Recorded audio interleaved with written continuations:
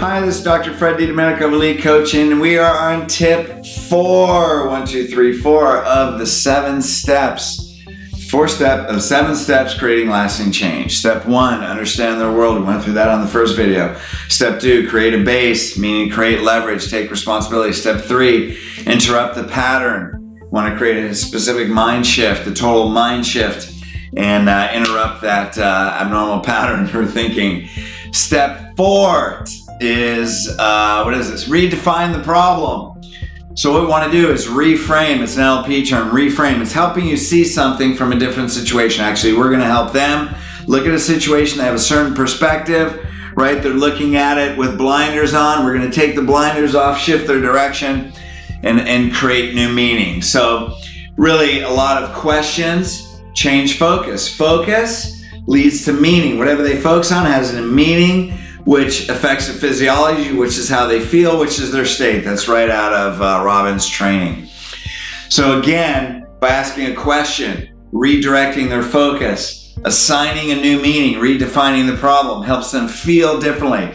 Until you help them feel differently, it doesn't mean anything. Until they embody it and feel it in their body, in their nervous system, that's what changes their mind.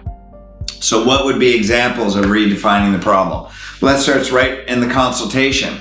So when a person says, you're going through a consultation, Ms. Jones, the nerves of the neck, sense strength, energy, metabolism, immune system, postural distortions, weaken the nerves and cause problems with allergies.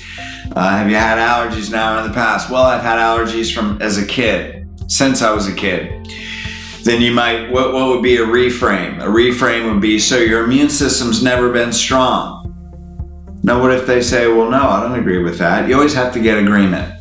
So agreement is the key. A reframe or redefining the problem only as powerful as a level of agreement.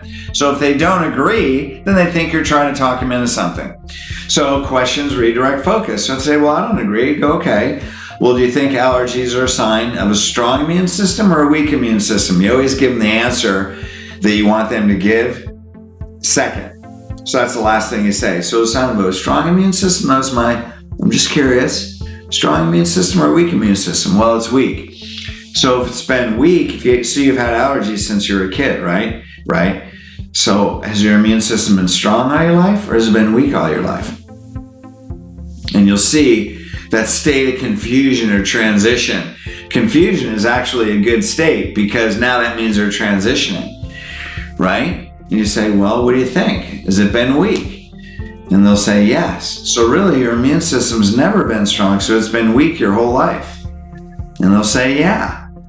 Now you say, Mr. Jones, now right there, if you want to relate it to the spine, now here's the problem.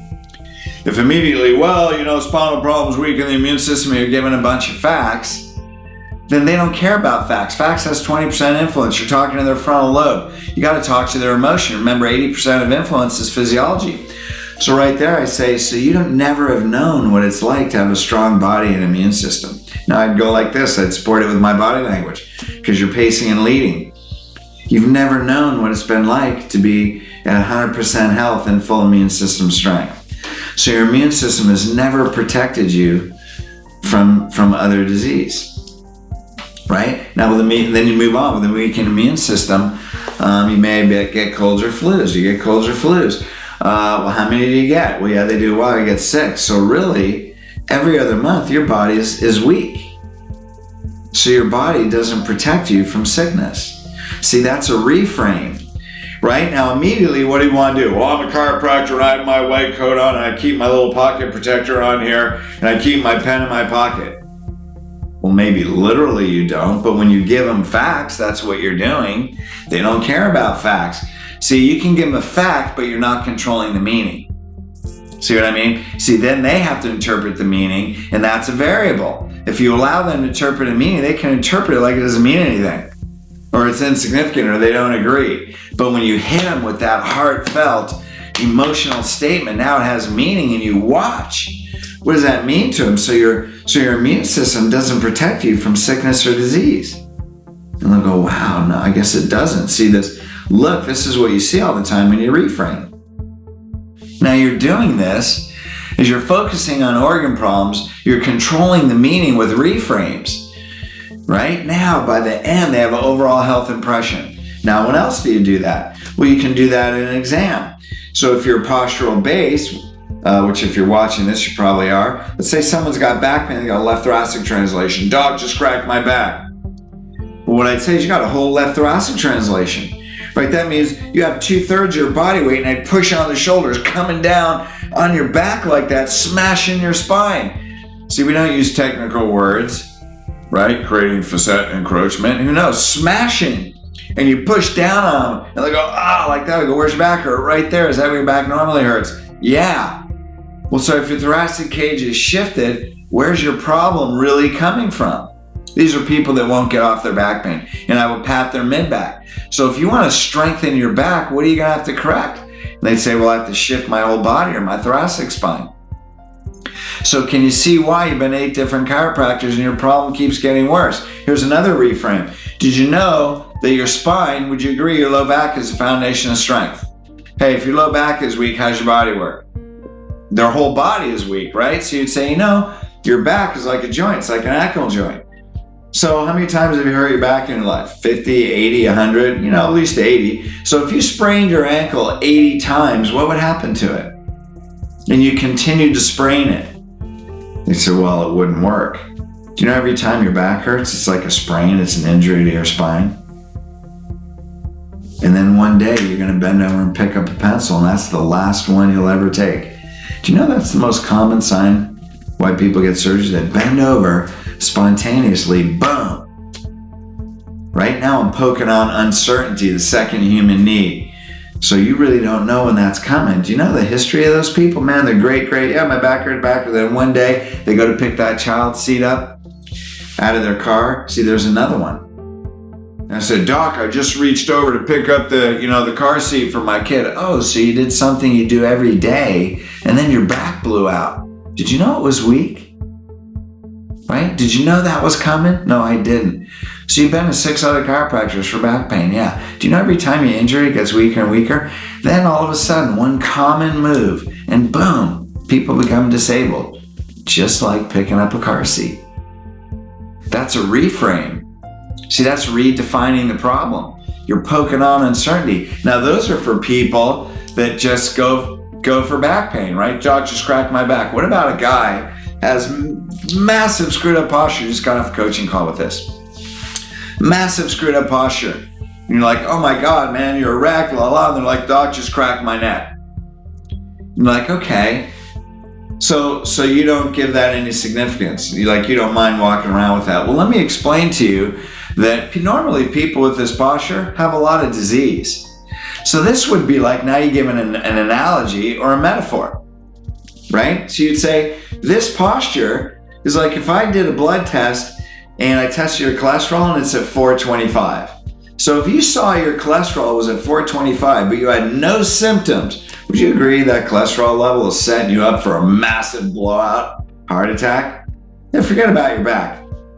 If you had a cholesterol level of 425, would you be concerned, but you didn't have any symptoms? You know what, occasionally you were a little bit dizzy, right? Because your arteries were getting clogged. You're a little bit short of breath, right? You're going, God, I wonder why I'm short of breath. I think I'll just rest, right? And then all of a sudden, boom, your heart blows up.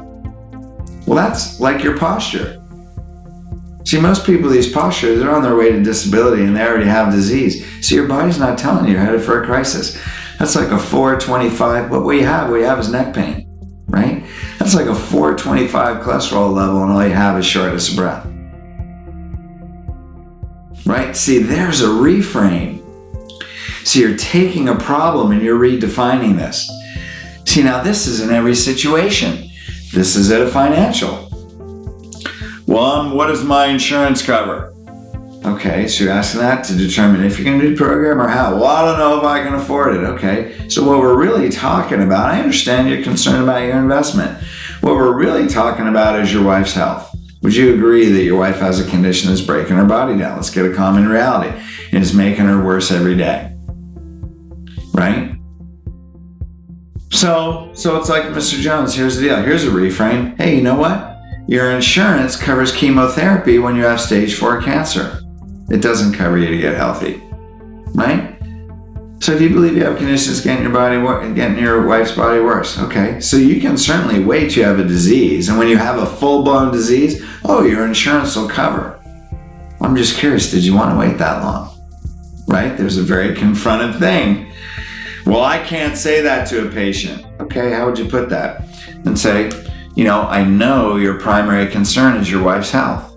Right. Would you be willing to invest in your wife's health if your insurance didn't cover her to be healthy, but she had a condition that was making her body sick? So if your insurance covers a full-blown life-threatening disease, but it doesn't cover you to get healthy, how do you really want to use your insurance? You know what I mean? There's a reframe. It has them look at something a different way. So once we understand their problem, we create responsibility. Once you've done that, then you shift the pattern. There's literally an unlimited amount of examples that I could give you. Now, how do you know how to come from this? How do you know what to say? Because you're so rooted in the big picture. What's the big picture? Lifetime care. Subluxations cause disease. We're looking at your whole life now. We're not looking at whether or not it's pain. We're looking at what happens, not 10 years from now. What's happening right now, today. How many times has someone not committed to care and you find out years later they already died of a heart attack? I mean, we all hear these stories. What's the decision right here today? Their decision today, right now, is going to affect their health for the rest of their life. Are you rooted in that? Now, you can say yes in your head, but do you answer those objections from your mind or from your heart that has that rooting? See, how do I know what things to say? Well, you may or may not agree with the way I may dialogue these. You also know your audience. I'm a person with unwavering conviction. I know subluxations cause disease. I'm not afraid to be accepted or liked. Here's a great one-liner, and I know I'm going on, but listen to this. When you don't need to be liked or accepted, you gain the gift of being loved and respected. Would you rather be liked about what you're going to say, or would you rather be loved and respected because you helped change their life? So some of these responses may be a little bit confronted, but what if they walk out? That's something for you to answer in yourself. All right, guys, that was tip 4, redefine the problem. Tip 5 will be coming next week. Peace, love you. Talk to you soon.